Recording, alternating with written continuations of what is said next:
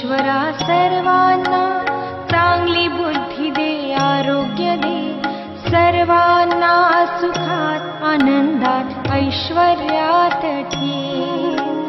सर्वांचं भलं कर, कल्याण कर, रक्षण कर आणि तुझे गोड नाम मुखात अखंड राहू दे.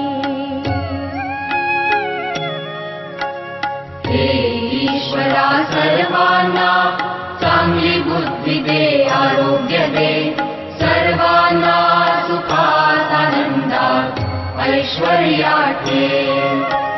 सर्वांचं भलं कर, कल्याण कर, रक्षण कर